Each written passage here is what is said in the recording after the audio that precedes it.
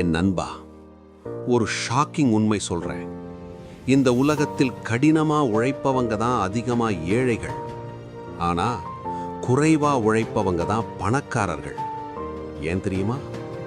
ஏன்னா நீ பணத்துக்காக வேலை செய்யற, அவங்க பணத்தை வேலை செய்ய வைக்கிறாங்க.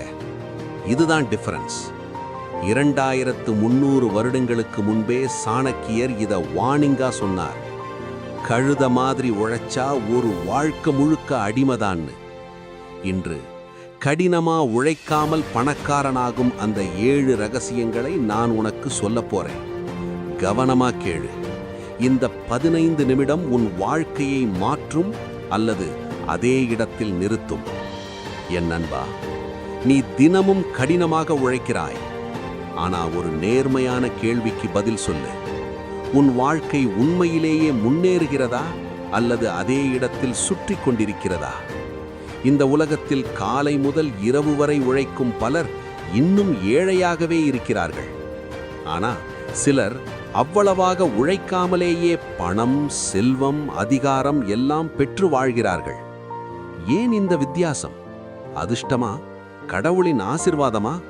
இல்ல நண்பா, இதுக்கு பின்னாடி ஒரு உண்மை இருக்கிறது. ஒரு கடினமான உண்மை. கடின உழைப்பு மட்டும் போதாது. இந்த உண்மையை 2300 ஆண்டுகளுக்கு முன்பே ஒரு மனிதன் தெளிவாக புரிந்து கொண்டிருந்தான். அவர்தான் ஆச்சாரியர் சாணக்கியர்.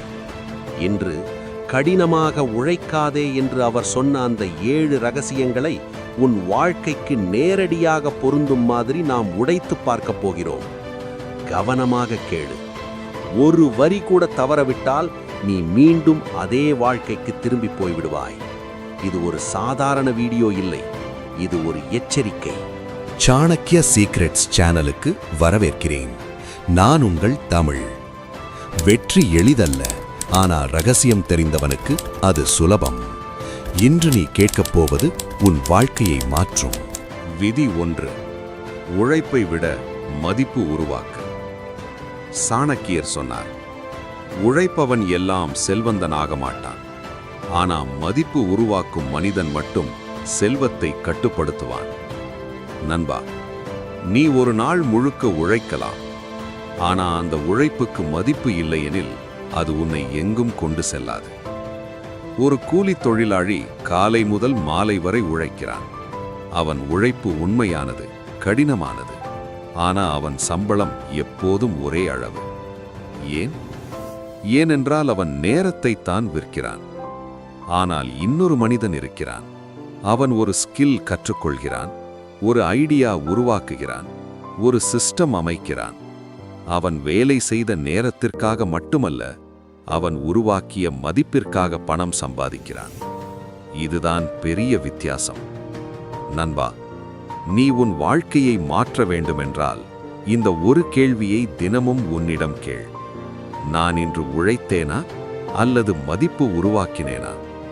உழைப்பு உனக்கு சம்பளம் தரும், மதிப்பு உனக்கு செல்வம் தரும்.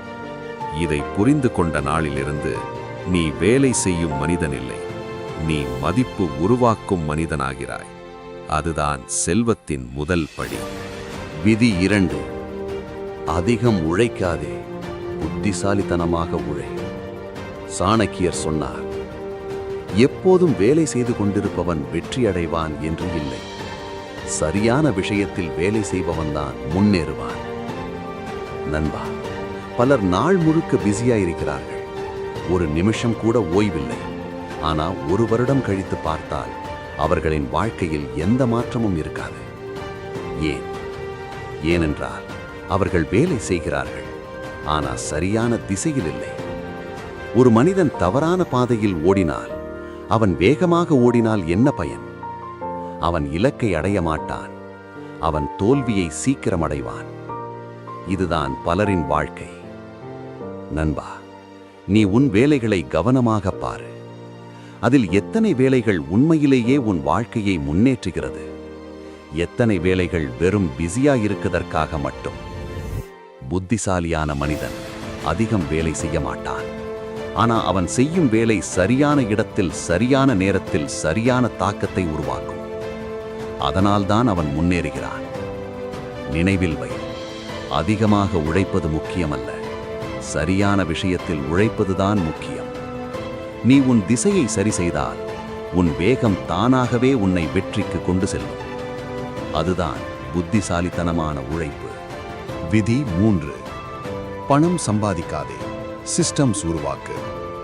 சாணக்கியர் சொன்னார், ஒரு மனிதன் தூங்கும் நேரத்திலும் பணம் வரவில்லை என்றால் அவன் வாழ்க்கை முழுக்க உழைக்க வேண்டி வரும். நண்பா, நீ இன்று என்ன செய்கிறாய்? உழைத்தால் மட்டும் பணம் வரும் வாழ்க்கையா, அல்லது உழைக்காத நேரத்திலும் பணம் வரும் வாழ்க்கையா? இதுதான் உண்மையான வித்தியாசம். ஒரு வேலைக்கு போகும் மனிதன் அவன் வேலை செய்த நேரத்திற்கே சம்பளம் பெறுகிறான்.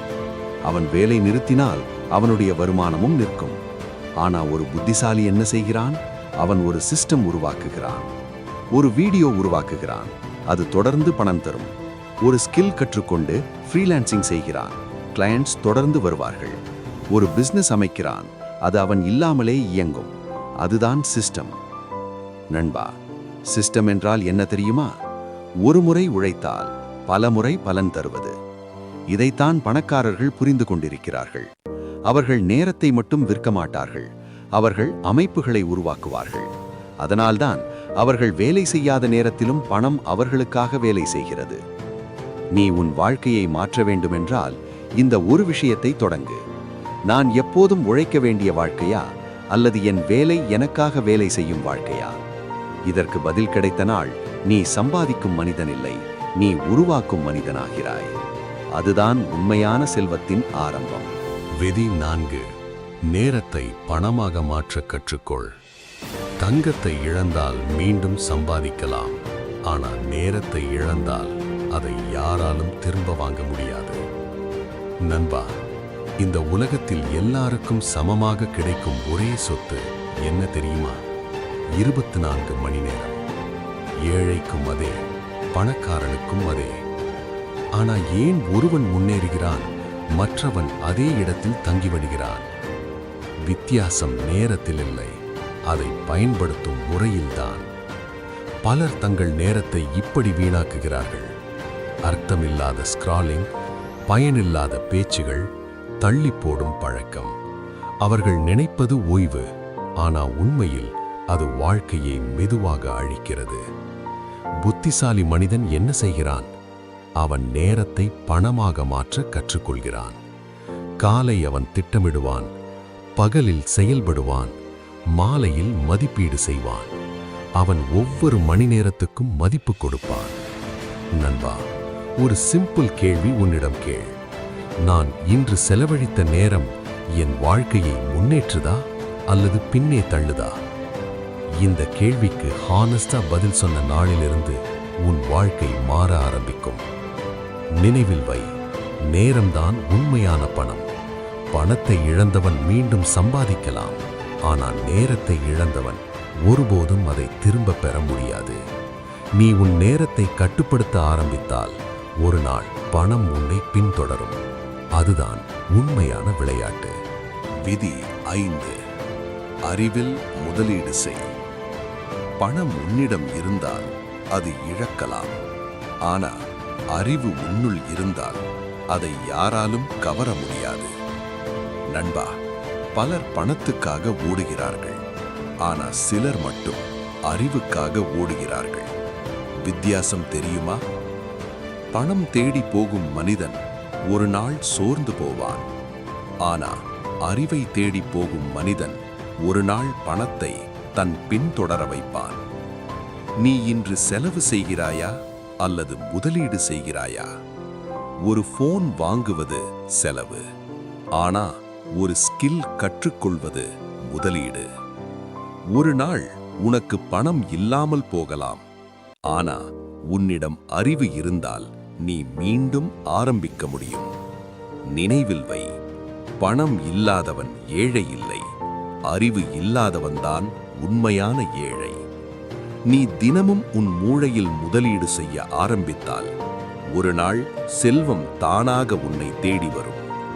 அதுதான் நிரந்தரமான செல்வம். விதி 6. வாய்ப்பை அடையாளம் காண கற்றுக்கொள். வாய்ப்பு கதவை தட்டி வராது, அது அமைதியாக வந்து கவனமில்லாதவனை விட்டு போய்விடும்.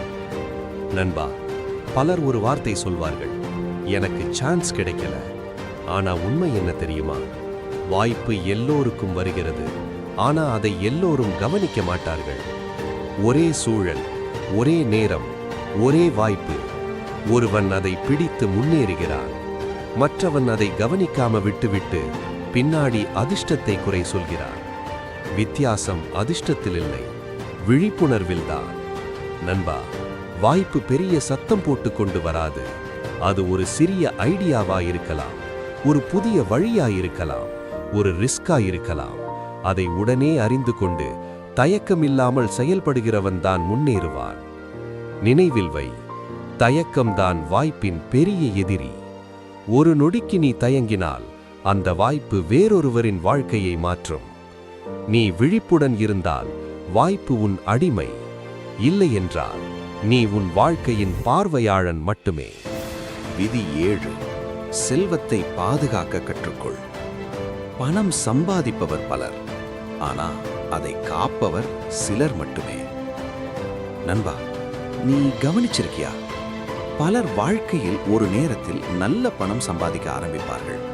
வீடு வாங்குவார்கள், வண்டி வாங்குவார்கள், ஆடம்பரமாக வாழ ஆரம்பிப்பார்கள். ஆனா சில வருடங்கள் கழித்து அதே மனிதர்கள் மீண்டும் பழைய நிலைக்கு திரும்பி விடுவார்கள். ஏன் இந்த மாற்றம்?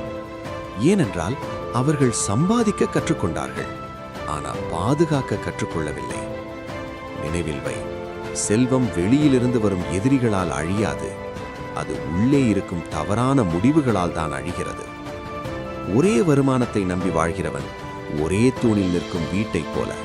ஒரு நாள் அந்த தூண் உடைந்தால் முழு வாழ்க்கையும் சிதறும். ஆனா புத்திசாலி என்ன செய்கிறான்? அவன் தனது வருமானத்தை பிரிக்கிறான். ஒரு பகுதி செலவு, ஒரு பகுதி சேமிப்பு, ஒரு பகுதி முதலீடு. அவன் பணத்தை ஒரு இடத்தில் மட்டும் வைக்க மாட்டான், பல்வேறு வழிகளில் பரப்புவான். ஏனென்றால் அவன் புரிந்திருக்கிறான், பாதுகாப்பில்லாத செல்வம் ஒரு நாள் மறைந்து போகும் என்று. நண்பா, பணம் சம்பாதிப்பது உழைப்பால் சாத்தியம், ஆனா அதை நீண்ட காலம் காப்பது அறிவாலும் கட்டுப்பாட்டாலும் தான் சாத்தியம். நீ இன்று சம்பாதிக்கிற ஒவ்வொரு ரூபாயையும் ஒரு சாதாரண காசு மாதிரி பார்க்காதே. அது உன் உழைப்பின் நேரம், உன் வாழ்க்கையின் ஒரு பகுதி. அதை பாதுகாக்க ஆரம்பித்தால் நீ பணக்காரனாக மட்டுமில்ல, நீ செல்வத்தை கட்டுப்படுத்தும் மனிதனாகிறாய். அதுதான் உண்மையான சக்தி. என் அன்பா, கடினமாக உழைக்காதேன்னு சொன்னா பலர் தவறா புரிஞ்சுக்கிறாங்க. சாணக்கியர் உழைக்காதேன்னு சொல்லல, அறிவில்லாமல் உழைக்காதேன்னு தான் சொன்னார். ஒரு நாள் இளைஞன் சாணக்கியரிடம் கேட்டான், குருதேவா, நான் நாள் முழுக்க உழைக்கிறேன், ஆனா என் வாழ்க்கை மாறவே இல்லை, ஏன்? சாணக்கியர் அவனை ஒரு ஆற்றங்கரைக்கு அழைத்துச் சென்றார். அங்கே ஒரு மனிதன் தண்ணீர் எடுத்துக் கொண்டிருந்தான். ஒரு சிறிய குடுவையால் மீண்டும் மீண்டும் மீண்டும். சாணக்கியர் கேட்டார், அவன் எவ்வளவு நேரம் எடுத்தாலும் இந்த ஆற்றை காலி செய்ய முடியுமா? அவன் சொன்னான், முடியாது. அப்போது சாணக்கியர் சிரித்தார், அதுதான் உன் வாழ்க்கை.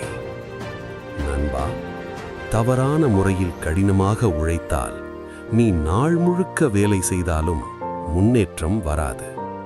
ஆனா சரியான வழியை கண்டுபிடித்து புத்திசாலியாக உழைத்தால், குறைவாக உழைத்தாலும் பெரிய மாற்றம் வரும். நினைவில் வை, உழைப்பு உன்னை சோர்வடையச் செய்யும், அறிவு உன்னை செல்வந்தனாக்கும். இப்போ முடிவு உன்னுடையது. நீ உழைக்கப் போறியா அல்ல புத்திசாலியா வாழப் போறியா? நண்பா, இப்போ நீ ஒரு முக்கியமான உண்மையை புரிந்திருக்கணும். கடினமாக உழைப்பவனெல்லாம் முன்னேற மாட்டான், அறிவுடன் செயல்படுகிறவன் தான் வாழ்க்கையை மாற்றுவான். இன்று நீ கேட்ட இந்த 7 விதிகள் ஒரு மோட்டிவேஷன் இல்லை, இது ஒரு எச்சரிக்கை. நீ இதை ஃபாலோ பண்ணினா உன் வாழ்க்கை மாறும், புறக்கணிச்சா நீ அதே இடத்துல தான் இருப்பாய். இப்போ முடிவு உன்னுடையது. நான் உன்னிடம் ஒரு சிம்பிள் கேள்வி கேட்கிறேன். இன்னும் நீ உன் நேரத்தை விற்க போறியா அல்ல உன் வாழ்க்கையை கட்டுப்படுத்த போறியா? இந்த வீடியோ உனக்கு ஒரு சின்ன கிளாரிட்டி கொடுத்திருந்தாலும் இதை இங்கேயே நிறுத்தாதே. ஏனென்றால் அறிவு ஒரு வீடியோவில் முடிவதில்லை, அது ஒரு தொடர்ச்சியான பயணம். அந்த பயணத்தில் நீ தொடரணும்னா இந்த சேனலை இப்போதே சப்ஸ்கிரைப் பண்ணு. அடுத்த வீடியோவில் நீங்க எப்படி ஜீரோல இருந்து இன்கம் உருவாக்கலாம் அதையும் ஸ்டெப் பை ஸ்டெப்பா பார்க்க போறோம். அதனால் இந்த வீடியோவை மிஸ் பண்ணாம இருக்க இப்பவே சப்ஸ்கிரைப் பண்ணு. இது முடிவில்லை நண்பா, இங்கதான் உன் புதிய வாழ்க்கை ஆரம்பம்.